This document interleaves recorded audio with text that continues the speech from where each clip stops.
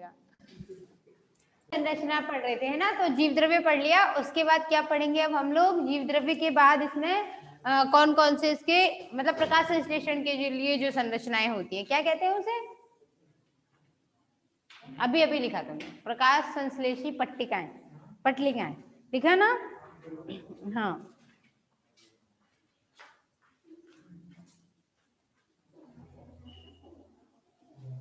तो इसमें भी क्या होता है, देखो ये जीव द्रव्य होता है ना, ये दो तरीके से फैला हुआ होता है, ठीक है, कुछ भाग आंतरिक, कुछ भीतरी, ठीक है। तो जो इसका बाहरी भाग होगा वो तो कैसा होता है? कलरफुल होता है। देखो ऐसे समझना है इसको, जैसे ये संरचना बनाई है आपने, यही तो थी, तो इसमें बाहरी भाग होता है ना, ये तो कलरफुल होता है इसका, और अंदर वाला जो भाग है इधर, ये भाग कलरलेस होता है। क्यों? क्योंकि इस तरफ क्या है, यहाँ पटलिकाएं पड़ी हुई थी ना, तो जहां जहां पटलिकाएं होंगी वहां तो वो कलरफुल दिखाई देगा, और सेंट्रल पार्ट जहां पटलिकाएं वगैरह नहीं है, प्रकाश संश्लेषी वर्णक नहीं है, वहां वो कैसा दिखाई देगा? कलरलेस। समझ आ गई बात? ठीक।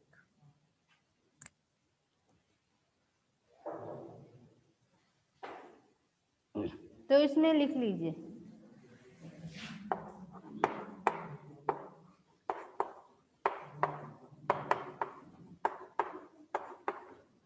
जीव द्रव्य का जो केंद्रीय भाग होता है, केंद्र की द्रव्य, वो रंगहीन होता है। रंगहीन, रंग नहीं है उसमें, और परिधीय मतलब बाहर वाला जो है ना, और परिधीय भाग कैसा होगा? वर्णकी, वर्णकी या रंगीन होता है, कलरफुल होता है।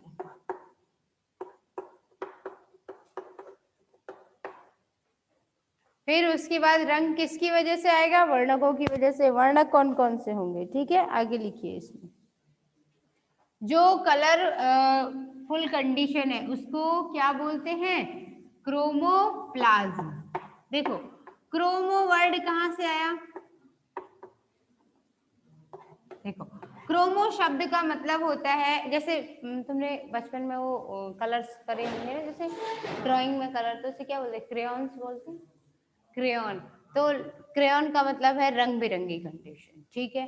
तो क्रोमो मतलब होता है रंग युक्त, तो कोई सा भी रंग हो सकता है। प्लाज्म, यहाँ प्लास्ट नहीं लिखा, प्लाज्म मिला है। देखो समझना, एक वर्ड तुमने पढ़ा होगा क्लोरोप्लास्ट, पढ़ा होगा ना? तो इस क्लोरोप्लास्ट का मतलब क्या है? हरित लवक। पर्ण हरिम में और हरित लवक में अंतर होता है। देखो ऐसे तो बताई थी इस क्लास में ये बात, पर भूल जाते हो, फिर समझ लो एक बार।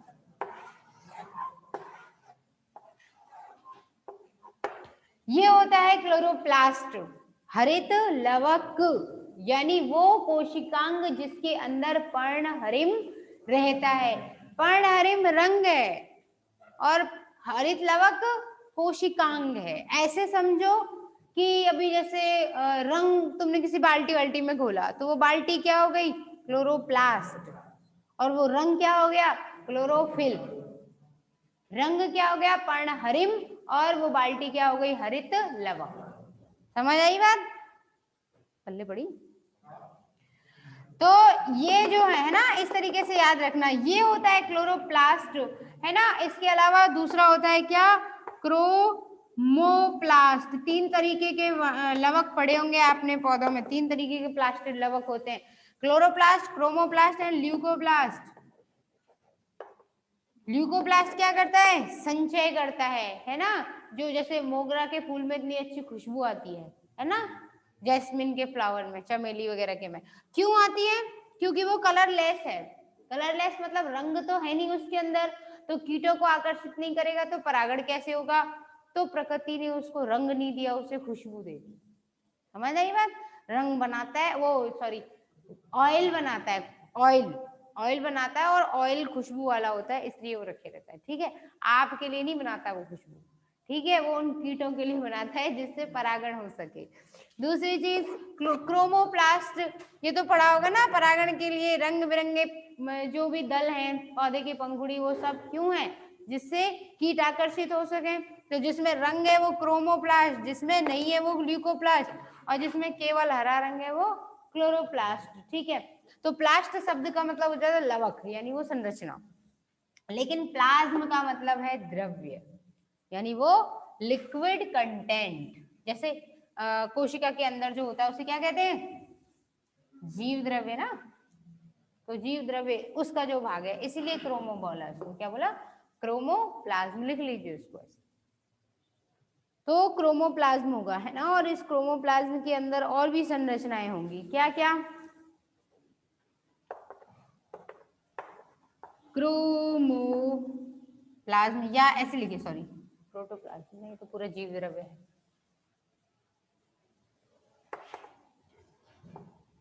जीव द्रव्य में। अच्छा, सूत्रकणिका क्या होती है मालूम है, देखिए किसी ने, क्या होती है,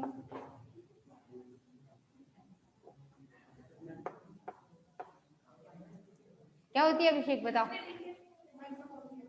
माइटोकॉन्ड्रिया को ही सूत्रकणिका कहते हैं हिंदी में, ठीक है। अब आप कहना मत हम हिंदी मीडियम के हैं।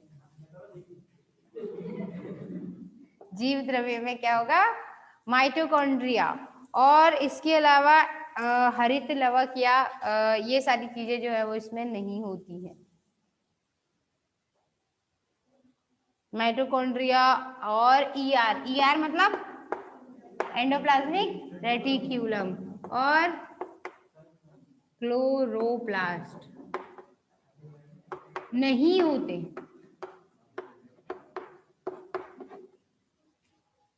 पहले सबका नाम लिखो फिर लिखो नहीं होते, ठीक। तो अच्छा, जो केंद्रीय भाग होता है उसे क्या बोलते हैं, सेंटर की तरफ है ना, तो सेंट्रोप्लाज्म बोलते हैं।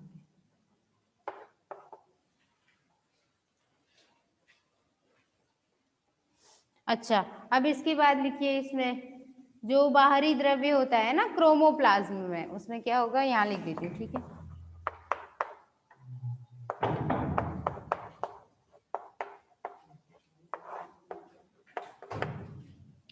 क्रोमोप्लाज्म में क्या होगा, पटलिकाएं होंगी, थैलेकॉइड्स होंगी।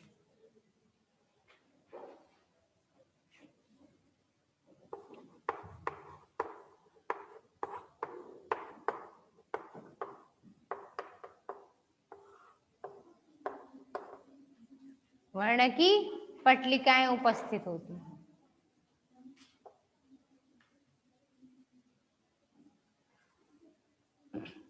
ठीक है, और इसके अलावा क्या होगा, इसमें फाइकोबिलिन्स कण पाए जाते हैं।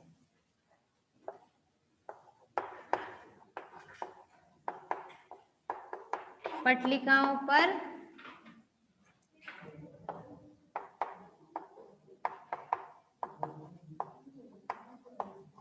फाइकोबिलिन्स कण पाए जाते हैं,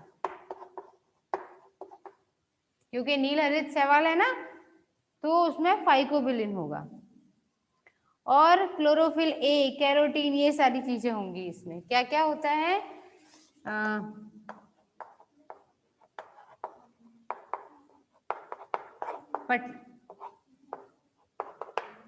पटलिकाओं में कौन कौन सी चीजें होंगी, है ना, वो लिख देते हैं। क्लोरोफिल ए, CHL का मतलब यहाँ पे क्या है, क्लोरोफिल, क्लोरोफिल ए होगा, कैरोटीन होगा, जेंथोफिल होगा, और इसके अलावा इसमें क्या होगा, फाइकोबिलिन्स, यानी सी फाइकोसाइनिन और R phycocyanin, sorry C phycocyanin, ये फाइकोबिलिन्स के टाइप है ना, क्या क्या, सी फाइकोसाइनिन और इसके अलावा सी फाइको इरिथ्रिन।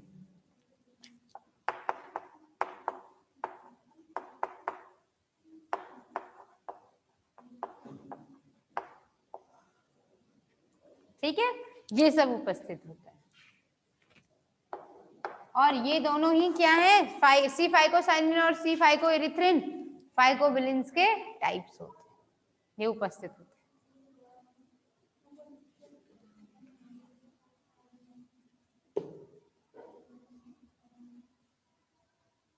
लिख लिया। उसके बाद अच्छा ऊपर का ये मिटा देती हूँ, ठीक है ना, ये तो लिख लिया होगा। फिर इसके क्या इसमें क्या होगा, भोज्य पदार्थ, संचित भोज्य पदार्थ जो होते हैं, ठीक है, क्या क्या होगा, साइनोफाइसियन स्टार्च, है ना, क्रोमेटिन कण वगैरह भी पाए जाते हैं कुछ।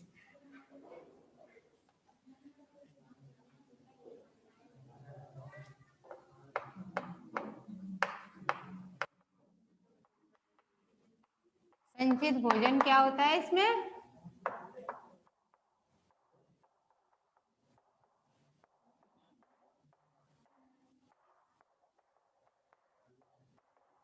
Cyanophycean starch.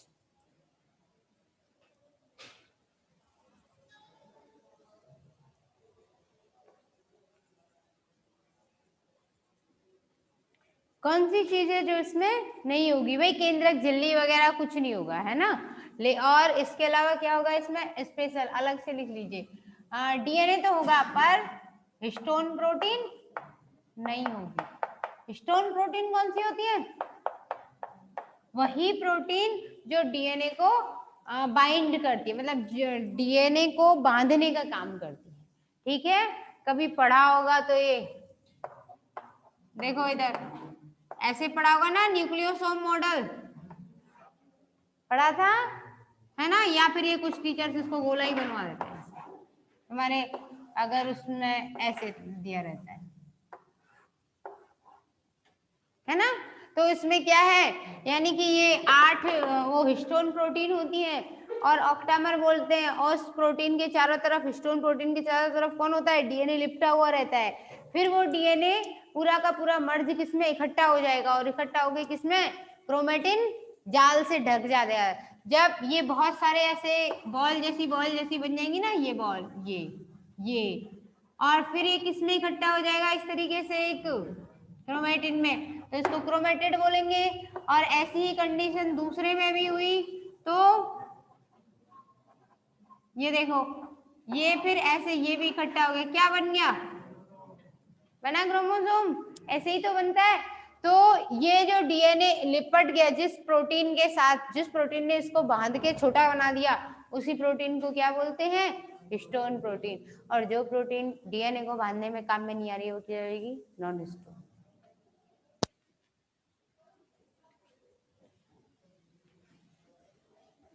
H1, H2A, H2B, H3, H4, ये प्रोटीनों के नाम होते हैं, वैसे हिस्टोन के टाइप से हो। तो इसमें हिस्टोन प्रोटीन क्या होती है, अनुपस्थित होती, नहीं होती। और क्या क्या पाया जाएगा इसमें, कुछ क्रोमेटिन कण, क्रोमेटिन कण, या उन्हीं को क्या बोल देते हैं, संचयी या संरचनात्मक कण। और इसके अलावा इसके अंदर क्या होगा, गुणसूत्र वगैरह तो कुछ होगा नहीं, गैस रिक्तिकाएं होती,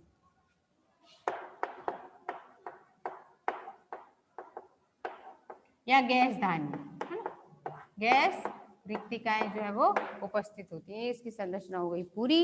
उसके बाद पढ़ेंगे हम इसकी गति, और गति के बाद इसमें जनन, और जनन के बाद ये हो जाएगा पूरा। फिर नॉनस्टॉप पढ़ेंगे।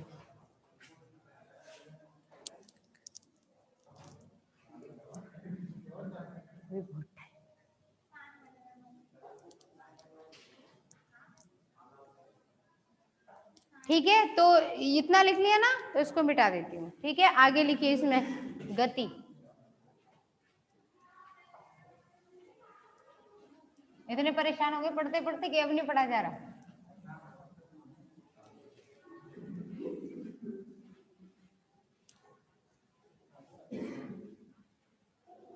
तुम तो फर्स्ट ईयर के हो, तुम तो युग की जड़ता के खिलाफ एक इंकलाब हो, ठीक है।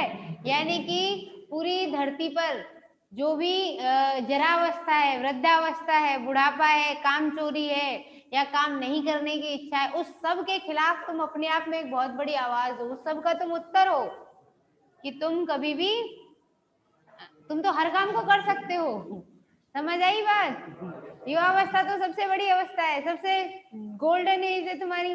तुम कह रहे हो कि थक गए। ठीक है, तो आगे लिखो गति।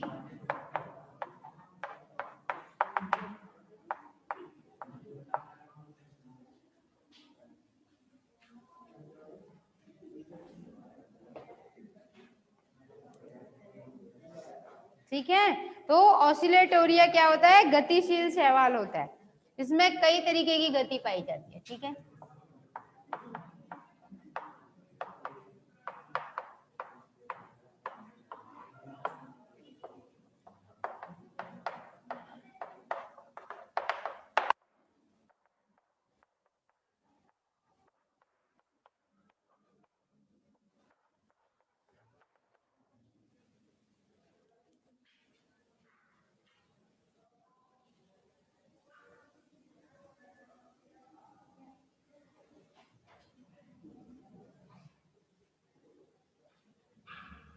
तो पहले पढ़ेंगे दोलन गति, फिर पढ़ेंगे विसर्पी गति, फिर घूर्णन गति। ठीक है, तो सबसे पहले घड़ी के पेंडुलम के समान गति करता है।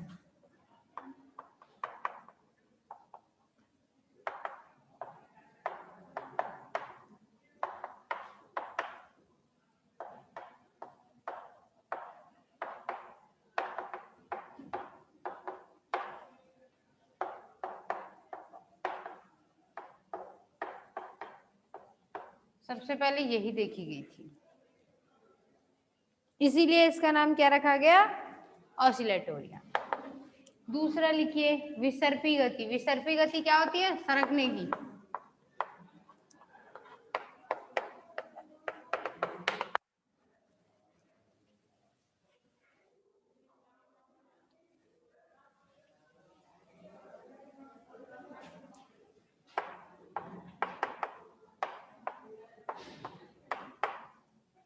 देखो ऐसे समझना, जैसे सांप अपनी केंचुली में से बाहर निकलता है ना, ऐसे ही ये अपने म्यूसिलेज के कवर से बाहर निकलता है। अरे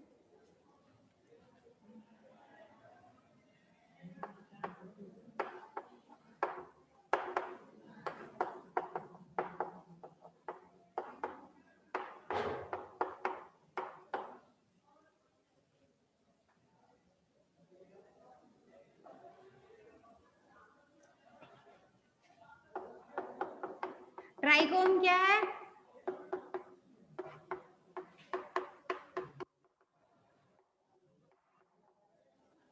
भाई उसका अशाखित तंतु है ना, अशाखित तंतु को क्या बोलेंगे? ट्राइकोम।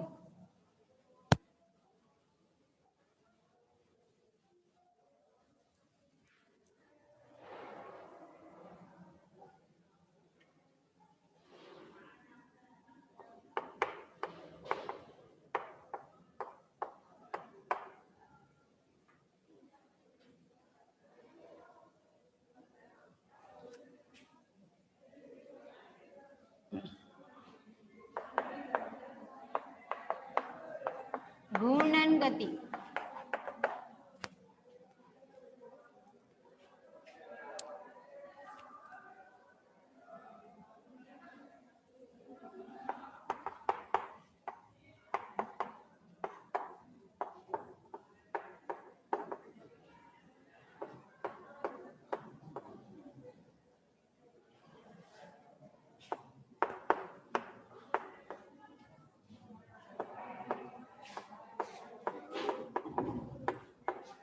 दक्षिणावर्त या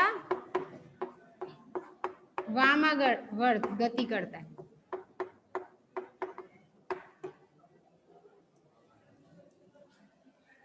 तो वृत्ताकार, एक ही दिशा में वृत्ताकार गति करेगा वो। ठीक है, तो ये हो गई इसकी गतियां। जैसे ये है ना, तो ये यहाँ से ऐसे था, तो ये यहाँ से आगे निकल जाएगा। इसमें क्या होगा? आगे या पीछे की तरफ गति करेगा ऐसे। ठीक, या फिर दोलन गति। एक बार इस तरफ जाएगा, अगली बार इस तरफ। और इसमें क्या होगा? ये एक बार इस तरफ और इस तरफ, ऐसे गोल गोल चक्कर में, यानी ऐसे गति करेगा।